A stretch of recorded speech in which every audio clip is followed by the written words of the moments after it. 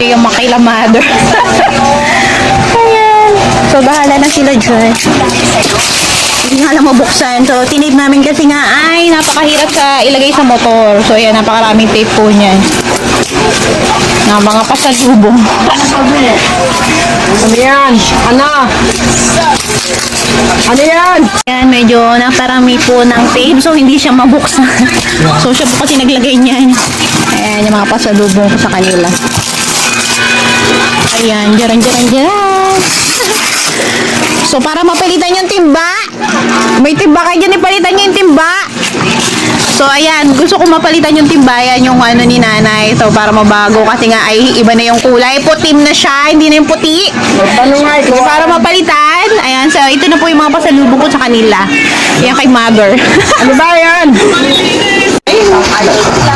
Ayan, so, sana kasya yung size. Siyempre, may parilo tayo. Siyempre, mayabang tayo. Ayan, parilo tayo. May pa-bracelet pa tayo dyan. Oh, may pa-ano pa tayo. Oh. Siyempre, baka naman naingit ang aking sister. Oh, siyempre, sister ko to. Gusto mo ba yan? Or ito pala, ito. Anong gusto mo? Suot ko. Ayan. So, para dahil silver. At syempre sa mga chikiting ko doon, sila Gian, Diran, at saka si Johnny. So, ikaw nang bahala magbigay. Ayan. So, pinumpleto ko yan, ha? O, bahala nyo sila mamili. Ayan. At syempre, may pasalubong din akong tsokolate kay Mother Earth. Ayan, masawa kayo sa tsokolate. Bawal mo na sugar. Ay, mataas ang sugar nyo. Ay, bawal pala. Ayan, syempre sa aking kapatid. Ayan kay Johnny, yan sa mga anak niya. Ito din. Ayan na Johnny.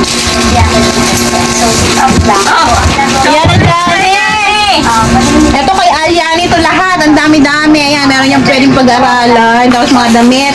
So, ang dami rin dito pambata. So, nakita na ko din dito. So, kay Aliani ito lahat. May mga paglaruan din. Ayan, Aliani, para sa'yo ito. Yan. Magdadami sa oo, hala. Nasasalupan din. Oo, marunong na rin. Oo, Aliani yan. Gusto niya ba rin, Nay? Nay, gusto niyo daw? Okay, tiyan na lang. Pagbilang na lang kay Edda. Ayan, kay Tia Eda na lang. Ayan, kay Tia Eda Lagi na ng lang. dami. Napatay si doktor. Ako na hindi. Bakit? So, yan lang po yung iba. So, yan lang dito na. So, thank you. Okay, bye-bye.